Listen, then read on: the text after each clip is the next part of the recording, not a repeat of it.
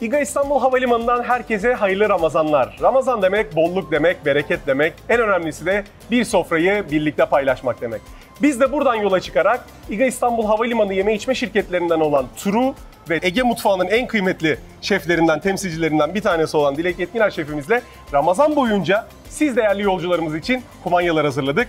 Ve şimdi bu kumanyaları anlatmak üzere sözü kıymetli şefim Dilek'e bırakıyorum. Çok teşekkür ederim. Ramazan boyunca misafirlerimize ikram etmek üzere çok güzel bir kumanya hazırladık.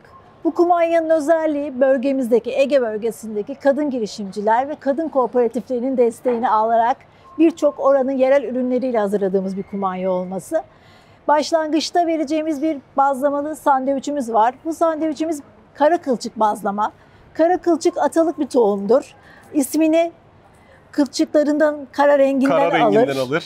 Ve hiçbir şekilde bir mutasyona uğramamıştır. Yani bağırsak metabolizmamıza çok faydalıdır ve dediğim gibi genetiğiyle oynanmadığı için de en kıymetli buğdaylarımızdan biridir. Burada çok kısa bir bilgi vereyim ben de şefim, seni destekleyecek bir bilgi olsun. Aslında bileşiği değiştirilmiş buğdaylarda şöyle bir sıkıntı oluyor. İnsan metabolizmasının alışkın olduğu bir gluten oranı var. Kesinlikle. Bu gluten oranı yaklaşık 4-5 seviyesinde diyelim biz ona. Yani buğday proteininden bahsediyoruz. Ata tohumlarımızın hiçbiri işlenmediği için aslında bu seviyeyi koruyor ve onun gluteni insana aslında dokunmuyor. Evet. Ama işlenmiş buğdaylar hızlı üresin, çabuk bitsin, hemen fazla verim alalım diye oynandığı zaman içindeki gluten oranı da arttırılmış olduğu için insana çok kötü oranda tesir ediyor. Tabii çölyak hastalığını bunun dışında tutuyoruz ama onun dışında söylediğiniz gibi bizim sindirim sistemimiz bu buğdaylara alışık olduğu için rahatsız etmiyor. Ama diğerlerini tanımadığı için ben bu buğdayı tanımıyorum. Bu genetiğiyle oynanmış buğday bana rahatsızlık veriyor diye birçok rahatsız ve hastalığa yol açıyor. Kokusu bile çok farklı ya. Çok güzel bir kokusu var. Yani şöyle bir kokusunu alın da ya, muazzam. Şu an tadına bakamıyorum. Malum iftara kadar bekleyeceğiz ama kokusu da çok güzel. Bazlamalarımız odun ateşinde hazırlandı.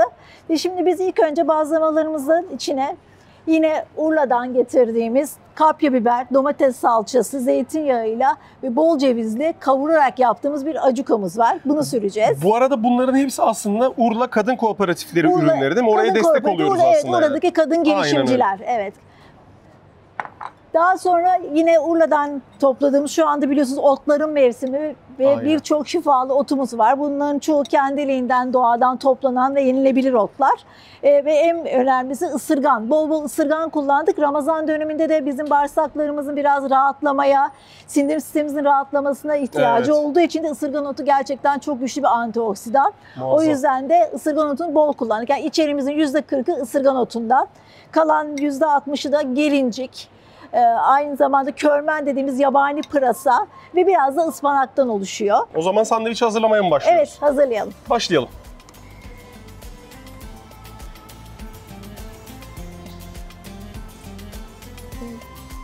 Ve son olarak da yine bizim bölgemizin tulum peynirinden İzmir tulum peyniri. Evet, İzmir tulum peynirimiz. Evet. Şu anda kumanyamızın az solisti aslında bu sandviç olacak, değil mi? Harika. Onun yanına neler ekliyoruz peki şefim? Onun yanında mücverimiz var. Şahane. Evet, mücverimiz bal kabaklı ve enginarlı mücver. Enginarımız da Urla'nın sakız enginarı. Coğrafi işaretli bir üründür. Çok kıymetli. Evet, sakız enginarın sapını, yaprağını, çanak kısmını, her tarafını tüketebiliyorsunuz. O yüzden de çok kıymetli bir ürün. Biz de zaten bunu hazırlarken aslında her tarafını kullandık. Evet, sapından yaprağına kadar, çanağına kadar. Zaten sakız enginarı çanağı biraz daha küçük olur. Bayrampaşa enginarı kadar büyük olmaz. Ve şu anda en körpe, en taze zamanlar olduğu için bol bol sakız enginarı kullandık. Bal kabağı kullandık. Buradan da aslında ne diyoruz? İsrafsız bir tarif. Kesinlikle. Aslında. Yani hiçbir şey israf etmeden hazırladığımız bir şey. Evet, hazırladığımız bir şey. Onun dışında aslında çok hikayesi olan, bizler için çok kıymetli, atalardan gelen, aile yadigarı bir tariftir. Bu bardacık incir fırınlaması. Bardacık incir de Ege bölgesinde, özellikle Urla Yarımadası'nda yetişen bir incir cinsidir. Biraz daha ballı bir yapısı vardır ve dalında kurutmaya özen gösteririz. Bunlar da dalında kurutulmuş incirler. İçinde küncü susamımız var, cevizimiz var. Daha sonra bol tereyağıyla yağladıktan sonra fırına veriyoruz.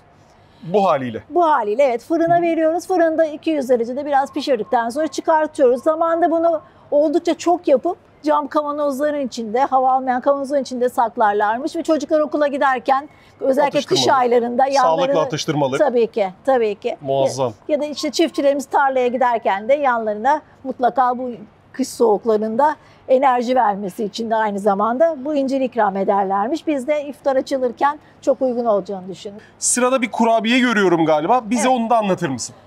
Girit kurabiyesi aslında Girit mübadelelerinden bize gelen bir tarif. Özelliği zeytinyağıyla hazırlanması. Enteresan.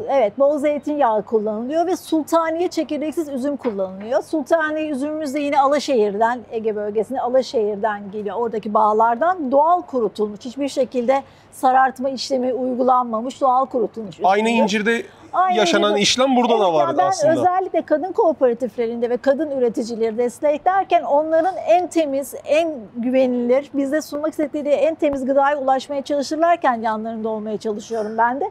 Yani üzümlerimiz, incirlerimiz birçok kimyasal işlemlerden geçiyor. Bunları Evet, bizler de aynen. biliyoruz. Amacım en temizini bulmak, en doğalını bulmak ve bunu yapan çok fazla kadın girişimci var. Onlarla birlikte yol alıyoruz. Bu kurabiyemizde de dediğim gibi Alaşehir'deki bir üreticimizden aldık. Hiçbir şekilde ilaçlanmamış, sartılmamış üzümlerimiz geldi. Bu kurabiyenin de özelliği zeytinyağıyla yapıldığı için şefim haftalarca tazeliğini koruyabilir. Zaten çok Muazzam. gevrek, kıtır kıtır bir tadı vardır. Ve gemiciler zamanında tabii mübadele öncesinde gemiciler uzun seyahatlere çıktıkları için bayatlamayan bir kurabiye tarifine ihtiyaç duyulmuş. Evet, doğru. Evet, o zamanlarda yapılmış.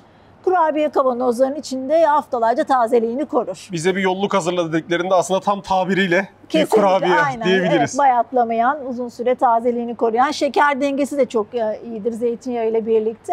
Çok gevrek ve kıyır bir kurabiye. Besleyici, sağlıklı bir kurabiye Evet. aslında bu da yani zeytinyağının içinde olmasıyla. O zaman paketlemeye geçelim mi? Geçelim. Paketlerken ben de kutuyu alayım istersen buradan şefim. Tamam. Seni şöyle sağına doğru geçeceğim.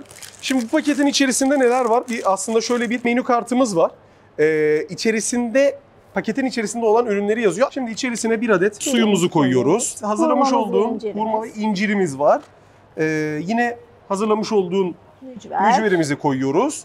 Zeytinleri görüyorum. Zeytinlerin de bir Evet, zeytinler. detayı var diye biliyorum Evet, şefim. Urla Yarımadası'ndan yeşil zeytinimiz kırma zeytindir. Taşla kırarak yapılan ve kendi suyunu işte günlerce değiştirerek hiçbir tatlandırıcı, kaustik madde kullanmadan doğal olarak fermente edilen ve tatlandırılan zeytindir. Siyah zeytinlerimiz de yine dalında olgunlaşan zeytinlerdir. Bunlar da Karaburun civarından, Urla Yarımadası'ndan Harika. geldi. Bazlamamız da bu şekilde hazır. Onu da alta Onu da koyuyoruz. Şöyle. Şöyle Kurabiyemiz bir tane de hazır. kurabiyemizi de koyuyoruz. Bir de limonatamız olacak galiba. Birazdan limonatanın tarifini de vereceksin şefim. Bu limonların da bir özelliği var bildiğim kadarıyla. Evet, limonlarımız da Karaburun'dan geliyor. Bunları en son bir gün önce toplattık. Hepsi dalında sararmış limonlardır. Hani daha sararması için hiçbir Hızlandırma bir işlemi yok. hiçbir şey yoktur. O yüzden de kabukları biraz daha kalındır Karaburun limonunun. Biraz daha serttir ama aroması çok yüksektir. Şimdi biz de lavanta limonatayla menümüze eşlik edeceğiz. Buradaki dokunuş da lavanta Lavanta, aslında. evet. Muazzam. Yine bir kadın girişimcimiz. Orada da çok güzel lavanta tarlaları var. Ondan temin ettik lavantalarımızı da. Şimdi Karaburun limonlarımızı ilk önce güzelce yıkayıp kuruladık. Şimdi sadece beyaz kısmına gelmeden acı olmaması için şöyle güzelce kabuklarını rendeliyoruz. Bu rendelediğimiz limonları da zaten sıkacağız şimdi. Evet. Suyunu kullanacağız ayrıca. Şimdi limon kabuklarının üzerine toz şekerimizi serpiyoruz. Yani 3 tane limon kabuğu rendesine 200 gram kadar toz şeker. O da bir kupa Bir bardak gibi bir şey. ölçüsü. 1,5 yemek kaşığı kadar lavanta. bu çok enteresan olacak. Evet. Lavantalısını daha önce hiç denememiştim. Bu Sonra gerçekten şöyle ovalıyoruz. ovalıyoruz birazcık. Tamam. Sadece lavantayı bu karışıma sıcak su ekleyeceğiz birazdan. Bu sıcak suyu ekledikten sonra sadece 5 dakika Bekleyeceğiz. bekleyeceğiz. Çünkü eğer daha fazla beklersek lavanta acılığını salar. veriyor değil mi? Sonra süzecek miyiz peki o suyu? Ondan sonra süzeceğiz, evet. Limon suyunu ekleyeceğiz.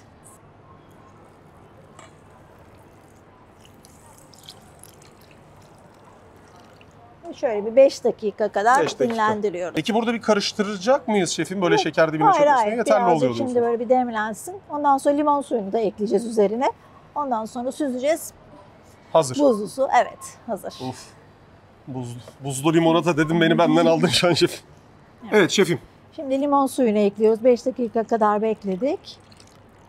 Limon suyunu Lavantalar ekliyoruz. özünü bıraktı. Evet, bıraktı. Şimdi bunu süzeceğiz. Süzelim.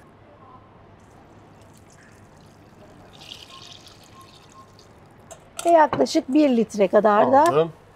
su ilave edip, burada şeker oranı tabii ki tercihe göre değişir. Ve bol buz ilave ederek limonatamızı, Limonatamız da hazır. evet, hazır. Bunu şimdi sürahisine alabiliriz Sürahisine aslında. alalım aynı.